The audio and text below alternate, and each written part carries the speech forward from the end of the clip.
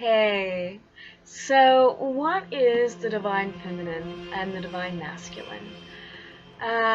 Well, first and foremost, not a lot of people know what that actually means. And whenever you delve into the realm of consciousness, and then also in our Eastern cultures, you learn about the polarity of the masculine and the feminine, and the ultimate balance of the two within yourself. And it's an advanced form of spirituality. It's actually a high emotional IQ whenever somehow within yourself you can fuse the both into one. Our Eastern cultures know about this, it's prevalent there, but it's not really understood in the Western world. From what I've learned about the universe and what people think or call God, it's not some man in the sky, it's energy, it's frequency, it's physics, it's quantum mechanics, it's theoretical physics, it's the entire universe. The best way to understand it is that they are both equals. They are both together and synergistically linked as one within every individual. Every individual has an internal masculine or an internal feminine. And it's really just like no fingerprint is the same. Everyone's psychology, the neural synapses and the way their fractalized brain neurons create a certain energetic blueprint of psychology, that is like what their unique interpretation of what the divine masculine and divine feminine manifests through that unique individual. For example, there are some men who are born who feel like they're women. That means that their soul is primarily female. That's what they feel. And there are women who are born in female bodies who feel like they were born men. That means that their soul is predominantly masculine. When the fall of man happened, woman was downsized to something inferior and unequal to man.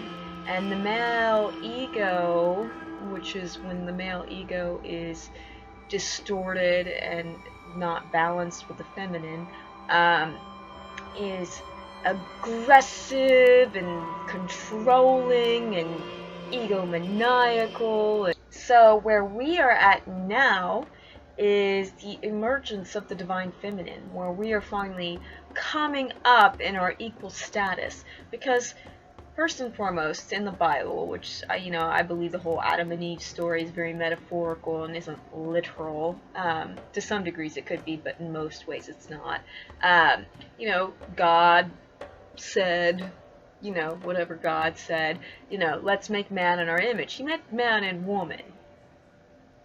Man and woman. Because man and woman are equals in every single way.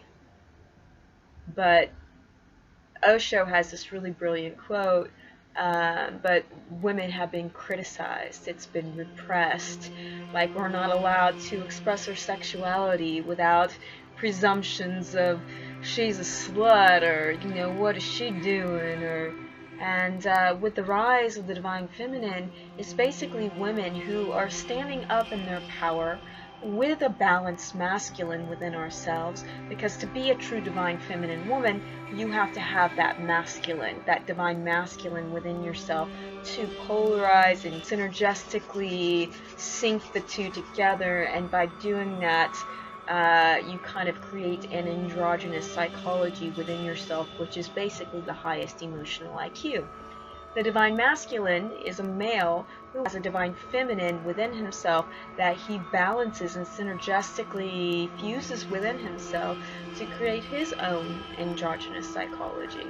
The ultimate goal is the balance of the two somehow, and the individuals who are born where they feel like they're the opposite gender are actually strangely balanced in a way, differently and wired in a different way than most, typical, you know, what people think are straight people, but no one's really straight. We're actually both, and it's up to us to fuse and integrate either the masculine or the feminine, and that gives you an extremely high emotional IQ when you're able to do so.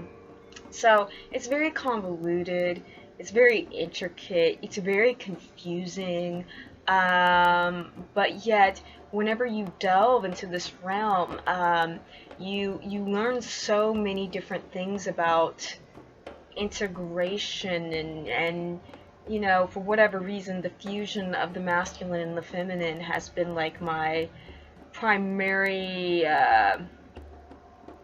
psychological quest within my spiritual realm. It's very odd, I know, but you know, it's different for everyone. But the balance within me is very, very fused, and yeah, so that's what the divine feminine and the divine masculine is to me. So everyone's perception of what the divine feminine and the divine masculine is totally different, but ultimately what it is creation.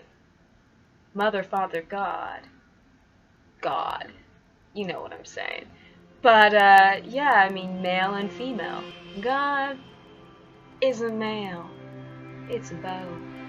And the divine feminine is a woman who's fully stepping into her power now. She's finally rising up from the ashes of like being like crushed down to smithereens, and we've been reduced to the whores, and you know, heaven forbid we express our sexuality, right? I mean, men can do it, but us women, it's just like, you know, we're judged and there's presumptions.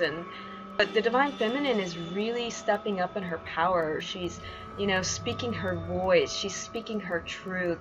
The divine feminine isn't afraid to call a man out. She's not afraid to stand up to a man and say, hey, look, what you're doing isn't right. The divine feminine isn't afraid to step up to the government and say, what are you doing? Like, you're manipulating. She's not afraid to voice herself. And that's basically what has happened to the feminine. We've been beaten to a pulp by a masculine-dominated culture to where most women are afraid to voice themselves. They're afraid to speak their truths, while the divine feminine woman isn't afraid to speak her truth. And she will speak her truth when the time is right. And I'm definitely there. And yeah, that's what the divine feminine and the divine masculine is to me.